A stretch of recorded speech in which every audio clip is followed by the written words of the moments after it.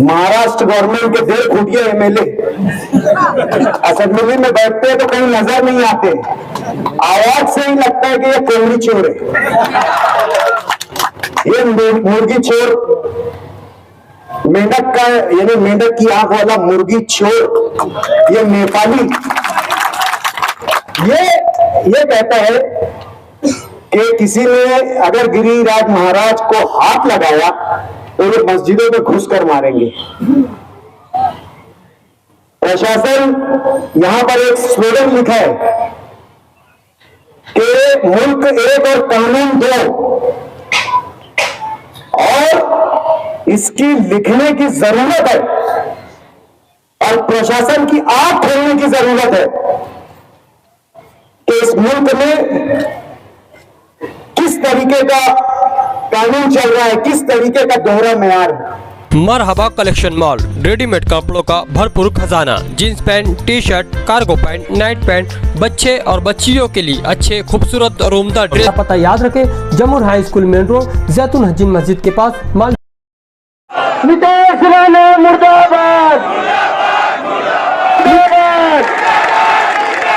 हमारे नजदीक, हमारे बीच हम सब की चाहत, हम सब की मुराद हाजी अतर हुसैन अशरफी साहब है। एक बार जोरदार तालियां बजना चाहिए। पानी का पुतला मुर्दाबाद, पानी का पुतला मुर्दाबाद, पानी का पुतला मुर्दाबाद, नीतीश राणे मुर्दाबाद। मुफ्ती सलमान साहब को, मुफ्ती सलमान साहब को एक मुल्क में दो कानून, एक मुल्क में दो कानून। अहली सदरी व अस्सिरली अमरी वहलुल उक़दतम मिन लिसानी यफ़क़हू क़ौली नहमदुहु व नुसल्ली अला रसूलिहिल करीम अम्मा बाद। आज के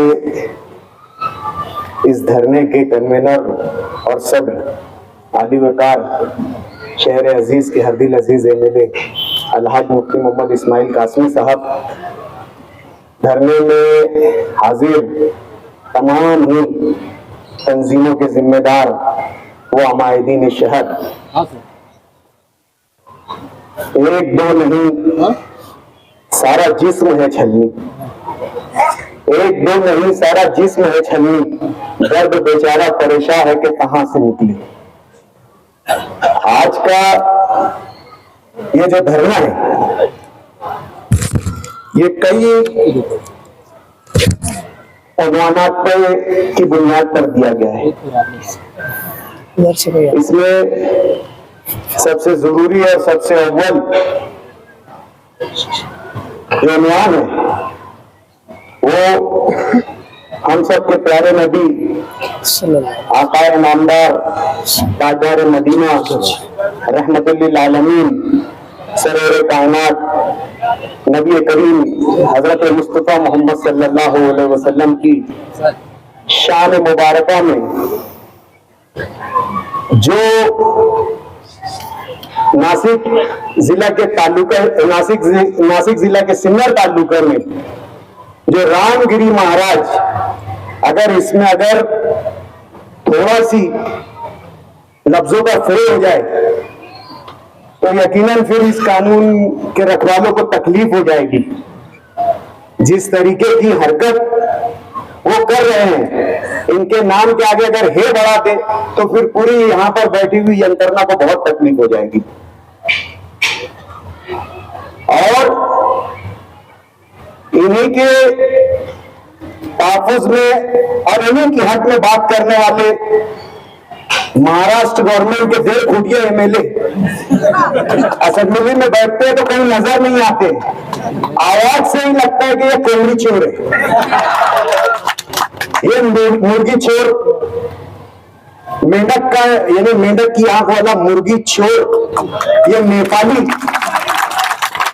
ये कहता है कि किसी ने अगर गिरिराज महाराज को हाथ लगाया तो ये मस्जिदों में घुसकर मारेंगे।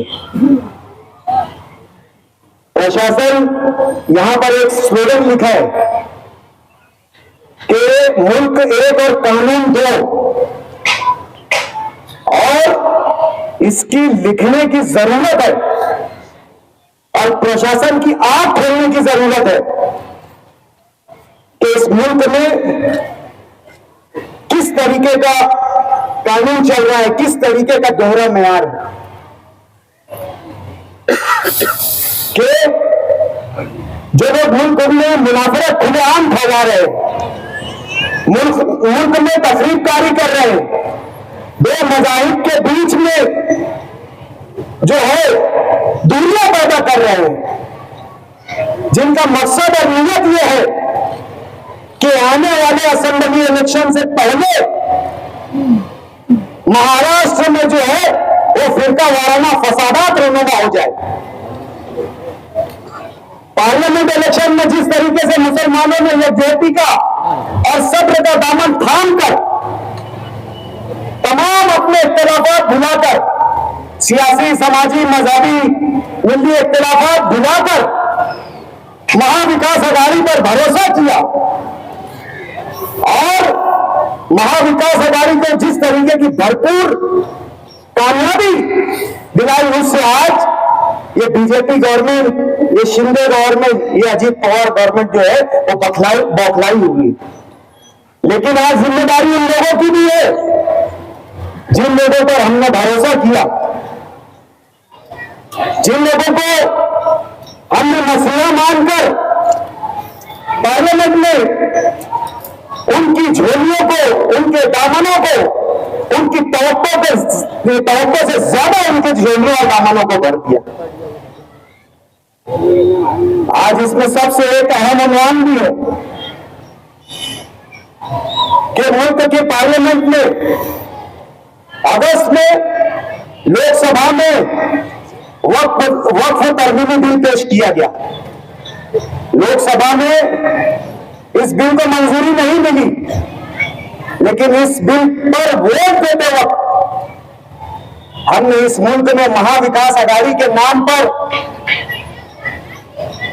बाला साहेब उद्धव ठाकरे की शिवसेना को भी वोट दिया, लेकिन वो शिवसेना वोट देने के टाइम पार्लियामेंट हाउस से गायब हो गई थी। इन्हें हमारे सिर्फ वोट चाहिए। जहां हमारे तहफ्फुज़ की बात होती है, जहां हमारे तहफ्फुज़ का सवाल पैदा होता है, वहां से ये राय फरार इख्तियार कर लेते हैं।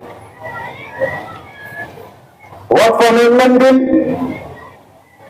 ये हमारे लिए इंतहाई जरूरी क्यों है, मुझे इस पर जो है रोशनी डालनी है। हम सुनते आते हैं वक्फ, बोलते भी है वक्फ, लेकिन ये वक्फ है क्या, ये वक्फ की इमलाक क्या है? वक्फ के जो लुग़वी मानी है, लफ्जी मानी है, वो तो हिरासत के है, लेकिन इस्लामी फ़िक़ह में इसका तस्वुर ऐसी इमलाक व जायदाद से किया जाता है जो इंसानों की फलाह बहबूद के लिए, इंसानों की भलाई के लिए, दीन की तरक्की और तरवीज के लिए अल्लाह के नाम पर वक्फ कर दी गई हो। फिर इस इमलाक का अल्लाह के सिवा कोई मालिक नहीं होता है। न इस इमलाक को खरीद सकते हैं, न फरोख्त कर सकते हैं, न किसी के नाम पर ट्रांसफर कर सकते हैं। अब बाक़यामत ये इमलाक, ये आरज़ी का ये जमीन बाक़यामत तक अल्लाह के नाम पर हो गई है, और बाक़यामत तक इससे जो भी नफा होगा, इससे जो भी फायदा होगा, वो इंसानियत की फलाह बहबूद के लिए, इंसानों की फलाह बहबूद के लिए वो रकम खर्च की जाएगी। ये वक्फ की इमलाक का मकसद है। हिंदुस्तान में कई राजा महाराजाओं का दौर गुजरा, कई मुसलमान हुक्मरानों का दौर गुजरा। उन्होंने अपने अपने वक्तों में मुसलमानों को कई इमलाक वक्फ की। इसी को देखते हुए 1913 में हिंदुस्तान में अंग्रेजों की हुकूमत थी। उस वक्त के उलमाए किराम और मुसलमानों ने जोर देकर एक वक्फ बोर्ड का कयाम किया। देश आजाद हुआ। 1954 में पहली मरतबा बाज़ाब्ता तौर पर जो है हिंदुस्तानी हुकूमत के जरिए वक्फ बोर्ड का कयाम अमल में आया। फिर गाये बगाए इसमें तरमीमात होती रही। 1964 में कुछ तरमीम हुई, उसके बाद 1995 में कुछ तरमीम हुई। यह वक्फ की इमलाक को किस तरीके से जो है मैनेज किया जाता है, आप जरा इस पर भी जो है मैं इस पर भी थोड़ा रोशनी डालता चलूं। वक्फ की इमलाक को हुकूमत हिंद के जरिए कायम करता वक्फ बोर्ड के जिम्मेदारान, अगर वो मरकजी सतह पर है तो सेंट्रल वक्फ काउंसिल के नाम से एक इदारा जो है इसको मैनेज करता है। अगर वो रियासती सतह पर है तो स्टेट वक्फ बोर्ड नामी इदारा इसको कंट्रोल करता है, और इसका जो जिम्मेदार होता है उसको हम सीईओ बोलते हैं, चीफ एग्जीक्यूटिव ऑफिसर बोलते हैं। इस ऑफिसर को, जो चीफ एग्जीक्यूटिव ऑफिसर है, यह उसी आदमी को नामजद किया जाता है जो सेंट्रल वक्फ बोर्ड काउंसिल में हो या स्टेट वक्फ बोर्ड काउंसिल में हो, जिसे वक्फ के इल्म हो, वक्फ की शरई हैसियत मालूम हो, वक्फ की इमलाक का इस्लाम में क्या दर्जा है इसका इल्म हो, ऐसे शख्स को जो है वक्फ का सीईओ बनाया जाता है। यह जरूरी है क्योंकि हमारे उलमाए किराम का मानना है कि वक्फ इबादत का पहलू है। वाकिफ जो अपनी इमलाक को अल्लाह के लिए वक्फ करता है वो इबादत करता है, वो इस नियत के साथ वक्फ करता है कि अब जो है क़यामत इससे जो फला बहबूद होगा और इससे जो नेकी का काम होगा उसे वो उसके लिए सवाब जारिया बन जाए। यह हमारा मजहबी पहलू है। यह जो वक्फ की इमलाक का और उसके तनाज़े का पहलू निकलकर जो आ रहा है वो ये है कि ये डायरेक्ट बराह रास्त ये हमारी इबादत पर हमला है। और मैं तो यहां तक के मानता हूं कि आज तक बीजेपी गवर्नमेंट ने मुसलमानों के खिलाफ जितने सख्त कवानीन और जितने मजहबी जज्बात को मजरूह करने वाले कवानीन लाए और पास किए, यह वक्फ इमलाक तरमीमी बिल का कानून सबसे ज्यादा खतरनाक और सबसे ज्यादा मुज़िर है। हम महसूस नहीं कर पा रहे हैं। वक्फ एक इबादत है, जैसे नमाज एक इबादत है, रोजा एक इबादत है,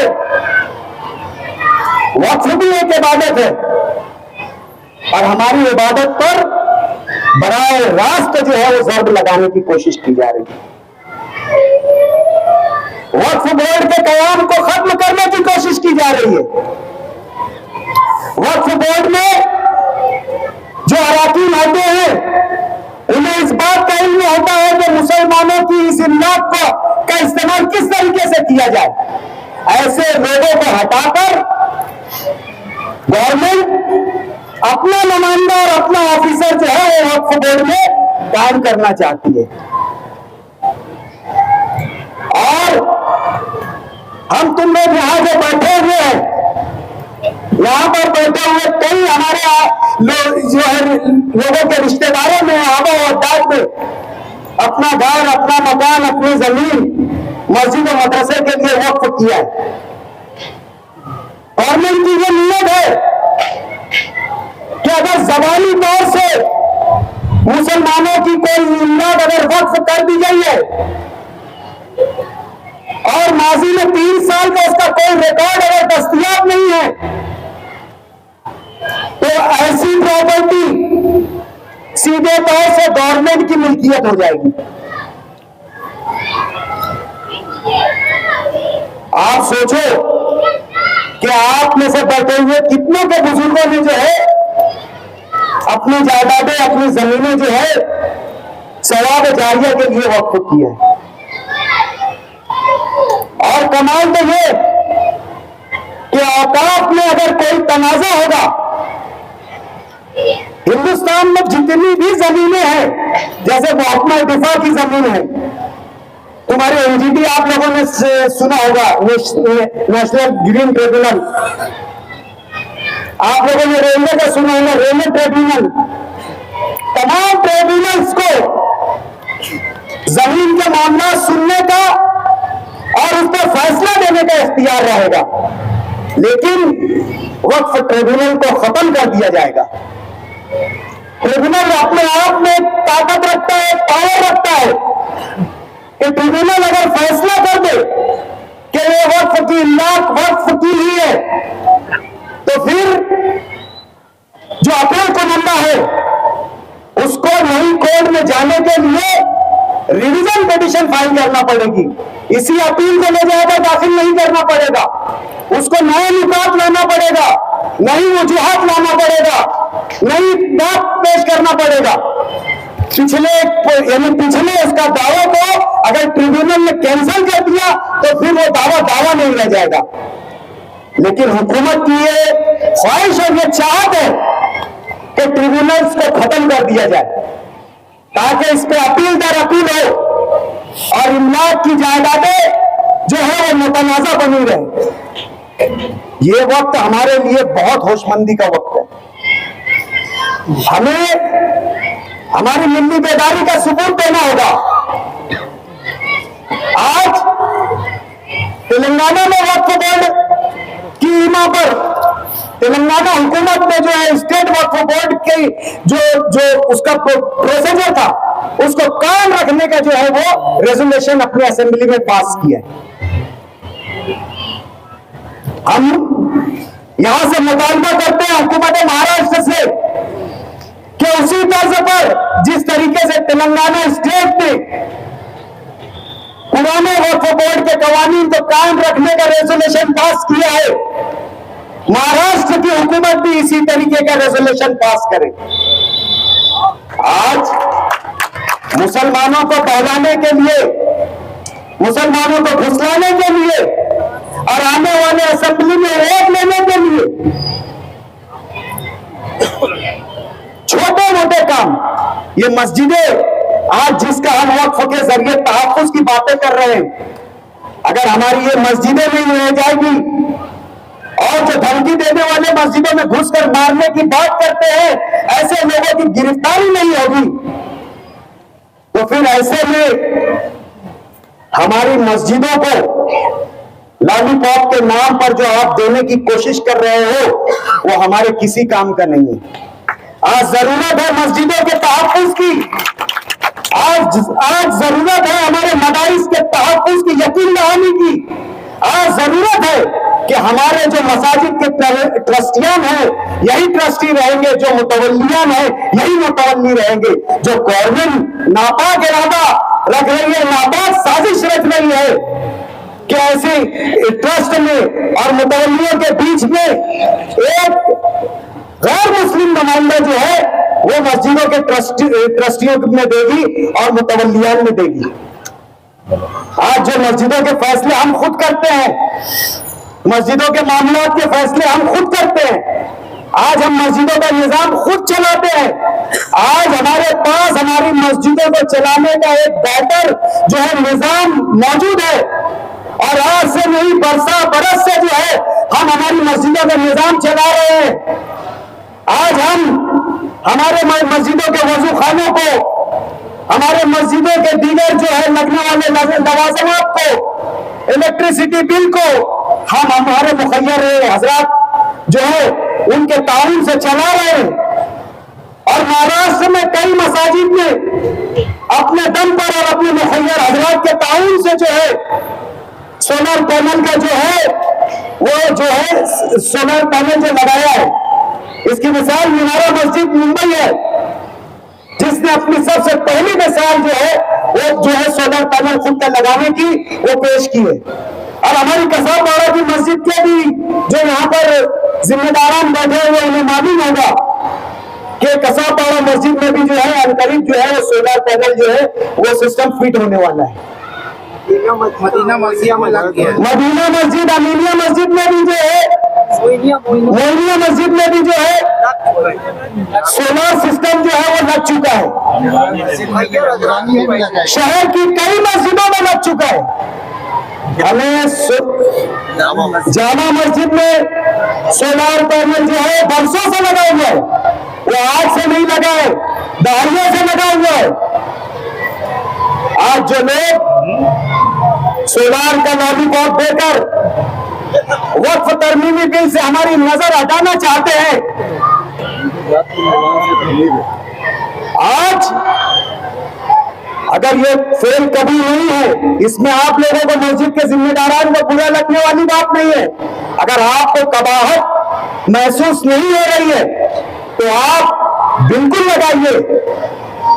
मैं कोई यहां पर मुतनाज़ा बात करना नहीं चाहता, लेकिन आज जरूरत यह है कि हमें हमारी मस्जिदों का तहफ्फुज़ यकीनी बनाने की जरूरत है। आज हमारी मस्जिदों पर हमारा कंट्रोल रहे, यह बात हमारे लिए जरूरी है। आज हमारी मस्जिद का निजाम हमारे ट्रस्टियों से चले, यह बात हमारे लिए जरूरी है। आज हमारे मदारिस का निजाम हमारे जिम्मेदारान के जरिए चले, यह बात हमारे लिए जरूरी है। वक्फ बोर्ड का कयाम यूपी में होने वाला था। जमीयत ने सबसे पहले इस बात की मुखालिफत की कि मुसलमान इस बात के कैपेबल हैं कि अपने दीनी निजाम को वो खुद चला सकते हैं। हमें सरकार की किसी इमदाद की जरूरत नहीं है। सरकार कोई जो है चोर रास्ता न ढूंढे कि हमारे दीनी मामलात में, हमारे मदारिस में, हमारे मसाजिद में बैक डोर से एंट्री करे। अगर आपका पैसा और आपकी चीजें हमारी मस्जिद में इस्तेमाल हो गई तो कहीं ना कहीं आने वाले वक्तों में आप हमारे मसाजिद और मदारिस के जो है निजाम में भी जो है अमल दखल करोगे। जमीयत ने बहुत पहले से इस खतरे को महसूस करके आप लोगों के बीच में ये बात रख दी कि हमें सरकार की किसी तरीके की कोई इमदाद नहीं चाहिए। और नबी करीम सल्लल्लाहु अलैहि वसल्लम ने खुद अपने जमाने से हमारे दीनी निजाम को चलाने का पूरा एक निजाम हमें समझा कर गया। हमें किसी की जरूरत नहीं है।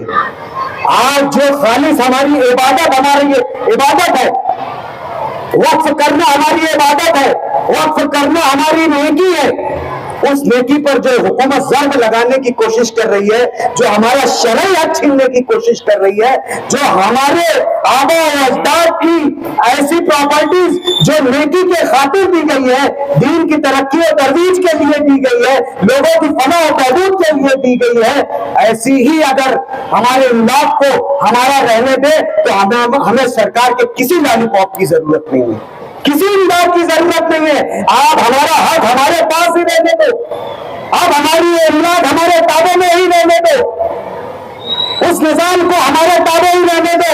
यकीन मानो, एक रुपया हम आपसे मांगने नहीं आएंगे, आप हमारे दर पर आना, हम लाखों करोड़ों रुपया आपको कर्ज दे देंगे।